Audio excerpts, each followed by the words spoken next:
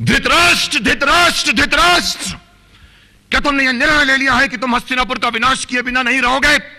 अरे पुत्र, जिस सिंहासन पर बैठेगा उसके नीचे तो आग न लगाओ। यह सिंहासन जल जाएगा यह सिंहासन। पर मुझसे भूल क्या हुई है ताक्षरी? भूल? यदि तुम ये नहीं जानते कि तुमसे क्या भूल हुई है तो तुम राजा बनने के योग्य नहीं हो। वो एक व्यक्ति जो तुम्हारे सामने सर उठाकर सच बोल सकता था, तुमने उसे भी निकाल दिया। अरे मूर्ख! बिंदु बहन मिलने के लिए भी उनसे गई थी। तभी भी बिंदु बहन से मैंने बात कही कि भाई कलाकार तो कहते तो हैं आने के लिए, लेकिन अंत में कई प्रोग्राम उनके अन्य कार्य के लिए कैंसिल हो जाते हैं। कहा कि नहीं बहन, इन भाई से मैं मिली हूँ और जो मैंने बातचीत की है तो वो इस प्रकार से नहीं है। जो बोलते हैं उनका फॉर्म वो प्रोग्राम रहता ही है और वो करते ही हैं। तो अंदर और बाहर वो एक हैं। साथ साथ मुझे इस बात की भी खुशी होती है कि हमारी ब्रह्मा कुमारी ईश्वरीय विश्वविद्यालय के अंदर कुछ जो नियमों का पालन हम जो करते हैं वो भी उनके जीवन में है। काफ़ी वर्षों से वो शाकाहारी भोजन ही लेते हैं, उन्होंने प्रतिज्ञा ली है। साथ साथ कोई भी व्यसन उन्हें नहीं है। बीड़ी, पान पराग, सिगारेट आदि, सोपारी आदि ऐसे कोई भी व्यसन का वो सेवन है वो नहीं करते हैं और संपूर्ण व्यसन मुक्त हैं। इस बात की भी मुझे खुशी होती है कि जो हम कर रहे हैं वो उनके जीवन में ऑलरेडी है ही। साथ साथ वो महाभारत के भीष्म पितामह का बहुत ही सुंदर जिन्होंने रोल किया है, वो हमें अपनी शुभेच्छाएं जब व्यक्त करेंगे तभी महाभारत का एक डायलॉग भी आप सबके सामने पेश करेंगे। मुकेश भाई, सचमुच आपकी कार्य शक्ति में है हर पल नया कमाल। आपने जलाई सदा सत कार्यों की मशाल। आपने जलाई सदा सत कार्यों की मशाल। बने जो भीष्म आप महाभारत के, देखकर जग हो गया खुशहाल। मुकेश भाई, देखकर जग हो गया खुशहाल। मेरे पीछे पितामह भीष्म है, शक्तिमान है, इसीलिए शक्ति जुटा रहा हूं कुछ बोलने की। आज के इस महान सभा में आए सभी भाइयों को, बहनों को, माताओं को, पिताओं को, मेरे छोटे मोटे प्यारे बच्चों को और मंच पर बैठे हुए सभी महानुभावों को, ब्रह्मा कुमारी के योद्धाओं को और योद्धानियों को मुकेश खन्ना की ओर से प्रणाम।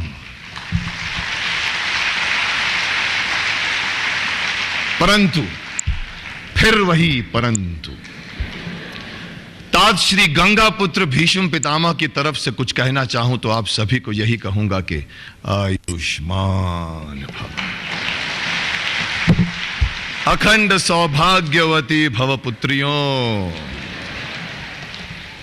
शतपुत्रवती भव नहीं कहूंगा। एक बार द्वापर युग में धृतराष्ट्र को कह दिया था तो 100 पुत्रों ने पितामह को बाणों की शैया में लेटाने में कोई कसर नहीं छोड़ी थी। इत्तेफाक इतना बड़ा है कि इस महान सभा में पितामह के उम्र के पीछे पड़े हुए शिखंडी महाशय भी मौजूद हैं यहां पर, जो पितामह की आयु कम कर देना चाहते थे महाभारत के द्वापर युग में। कलयुग में उस शिखंडी पेंटल जी को भी मैं कहता हूं आयुष्मान भव पुत्र, आयुष्मान भव। और बच्चों को, मैं जहां जाता हूं मुझे बच्चों की फौज बहुत बड़ी नजर आती है। बच्चों के लिए ज्यादा बोलना पड़ता है और बड़ों के लिए कम। आज इस सभा में बच्चे बहुत कम नजर आ रहे हैं, वरना बच्चे सोचते हैं कि हाँ उधर हैं मेरे दोस्त। बहुत सारे। कितने लोग शक्तिमान देखते हैं? जोर से कहें, आवाज चाहिए। हम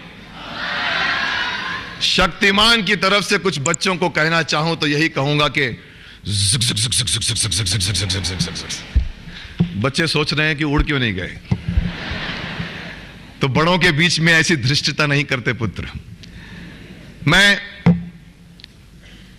शुक्रगुजार हूं मैं इन ब्रह्मा कुमारियों की योद्धानियों का। खासतौर पर बिंदु जी आई थी बंबई में, और मैं ऐसे फंक्शनों में अक्सर नहीं जाता, मैंने बहुतों को मना किया है,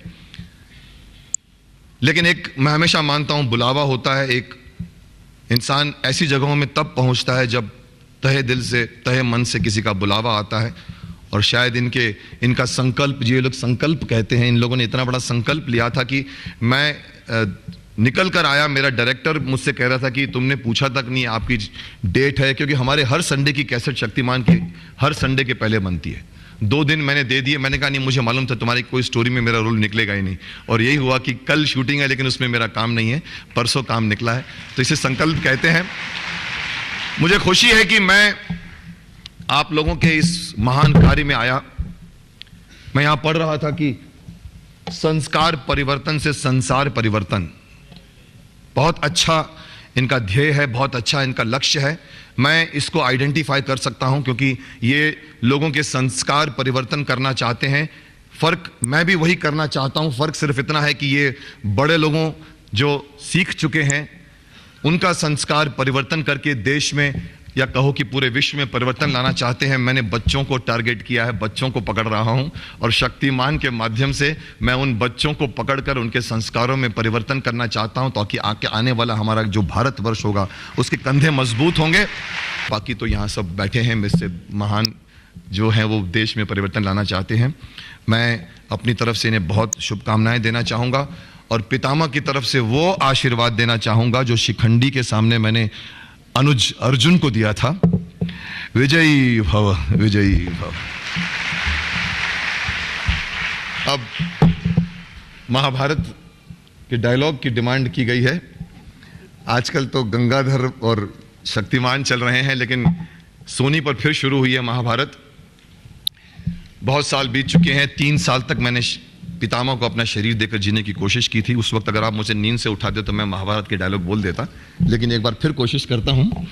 मैं वो दृश्य वो बताना चाहता हूं जब हस्तिनापुर से विदुर को निकाल दिया था धृतराष्ट्र ने, और भीष्म पितामह तमतमाते हुए राजमहल में हाथ आते हैं और तमतमाते हुए धृतराष्ट्र से कहते हैं, धृतराष्ट्र धृतराष्ट्र धृतराष्ट्र, क्या तुमने यह निर्णय ले लिया है कि तुम हस्तिनापुर का विनाश किए बिना नहीं रहोगे? अरे पुत्र, जिस सिंहासन पर बैठेगा उसके नीचे तो आग न लगाओ। यह सिंहासन जल जाएगा यह सिंहासन। पर मुझसे भूल क्या हुई है ताक्षरी? भूल? यदि तुम ये नहीं जानते कि तुमसे क्या भूल हुई है तो तुम राजा बनने के योग्य नहीं हो। वो एक व्यक्ति जो तुम्हारे सामने सर उठाकर सच बोल सकता था, तुमने उसे भी निकाल दिया। अरे मूर्ख, सत्य चाहे कितना ही कड़वा क्यों ना हो, सत्य फिर भी सत्य होता है। सत्य को सुनने, उससे सीखने और स्वीकार करने का साहस कर। भेज किसी को विदुर के पास और बुला भेज।